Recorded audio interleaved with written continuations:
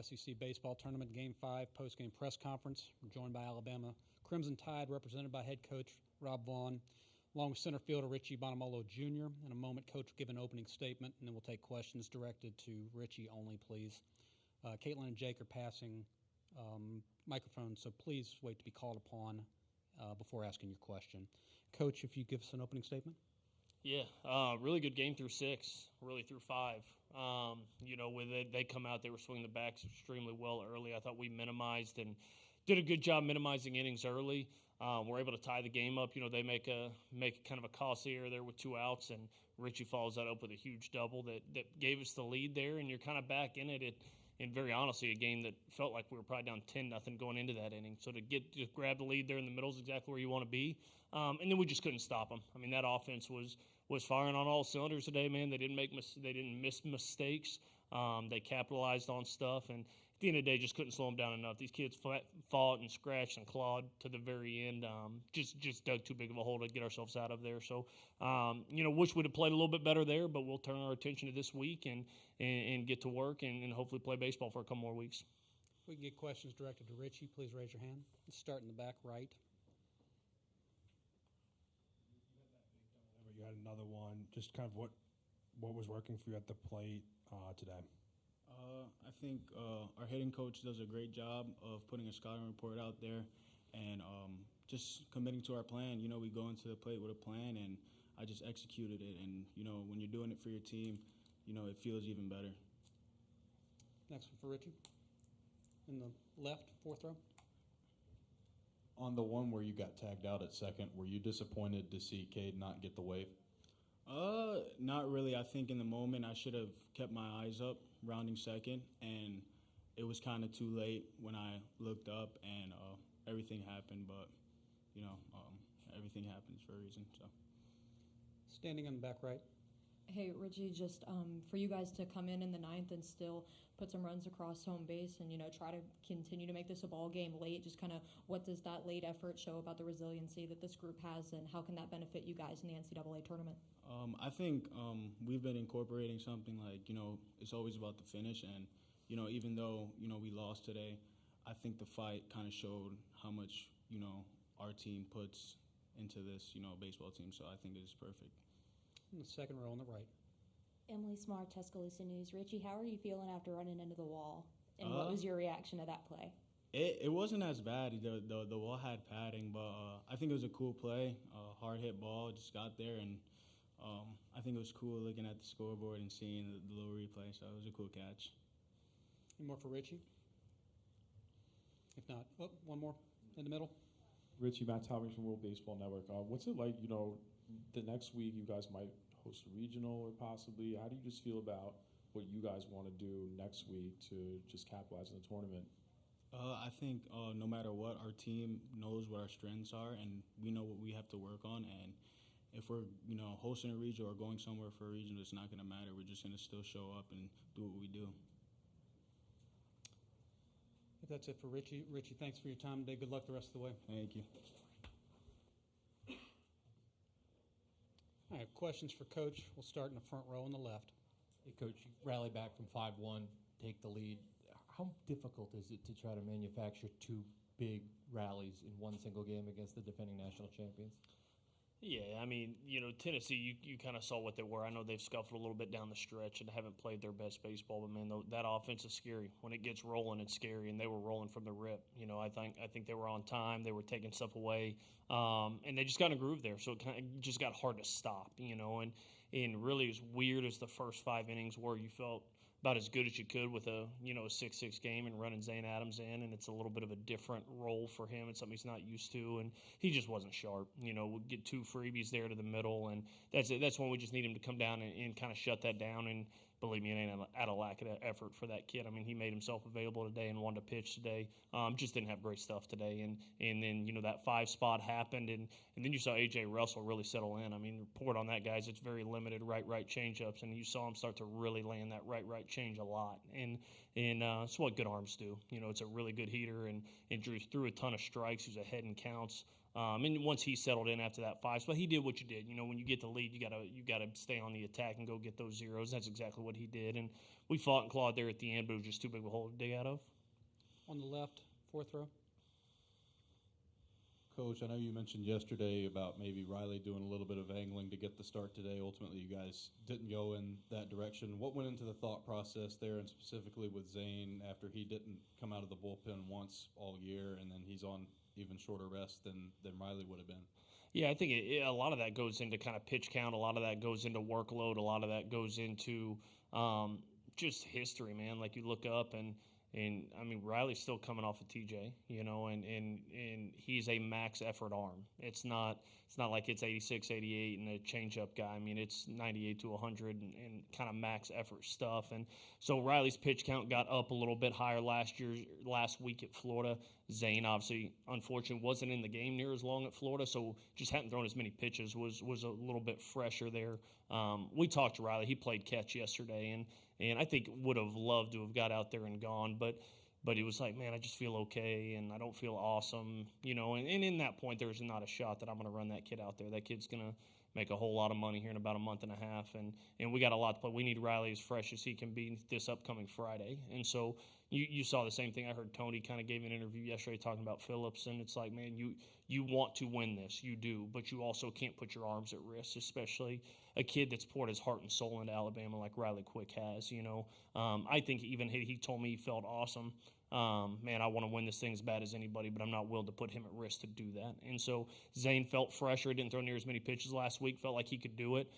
We wanted Zane to get a clean inning. We weren't going to bring him into the middle of a mess, and we thought that was kind of the window, top of the lineup coming up, who had been really good, and Zaner with a clean inning, see what he got. And like I said, just wasn't awesome today. On the right, on the back. Coach, just what about this team and the resume? Do you think you guys have done enough to host a regional, or what's your thoughts on that? Yeah, I think it's interesting. You know, I'm not a politicking coach very often. You know, I'm very much go let your work speak for itself, and if you're good enough to do it, you do it, and if you're not, you're not. But it's funny. I'm sitting around the hotel room yesterday, and you're watching, you know, the SEC now and all this stuff, and they're talking about all this stuff, and it's like, man, you know, Florida plays Ole Miss and Alabama plays Tennessee, and man, that seems like a fight to host. And the reality is, like, we won 17 games in our league. 17 games in this league. Our RPI, I don't know what it is after today's game, but it's got to be in the top 12 probably at least. To me, it's a no-brainer. This team went out and won every single midweek game all year. We lost one non-conference game all year.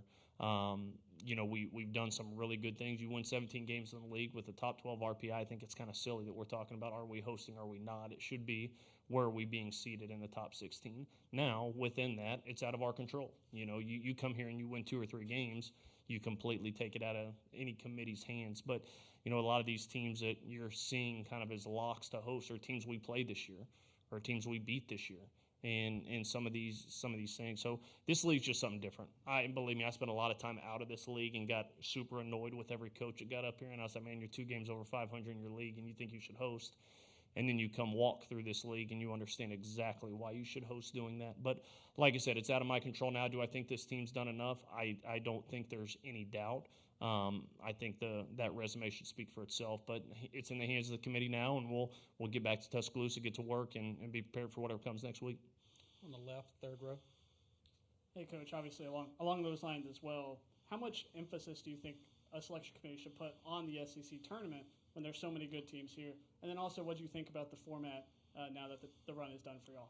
Yeah, I mean, I guess to answer the first part of that question, I've always believed that postseason tournaments should only help you. They should never hurt you. You know, I've always kind of believed that and stuff. And man, you go win games in this league. It don't matter if you're playing them on a Tuesday, if it's a non-conference game on a Tuesday. I mean, it's just a whole different animal. It is, and it's hard to explain it. And I understand the coaches that get really frustrated from other leagues when they hear us sit up here and talk about that. But, man, it's just something different. We just got done playing 10 super regionals. That's exactly what we played, and there's nothing that matches that. There's great players all over the country, no doubt about it. There's great teams in the ACC, in the Big 12, in the Sun Belt. There's great teams everywhere. There's no doubt about that. But there is nothing, not even close to comparing to walking through 10 straight weeks in this league, because you better learn how to take a punch. You better learn how to be resilient. You better learn how to show up every day.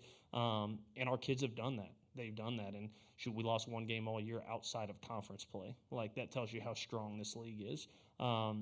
And then I think as far as the tournament goes, it's hard. Like, it's something that we as coaches felt like we had to do. Open it up when you add two regional caliber teams in Oklahoma and Texas. You feel like you have to kind of make an adjustment to the tournament because there's a heck of a lot more than 12 NCAA teams in this league.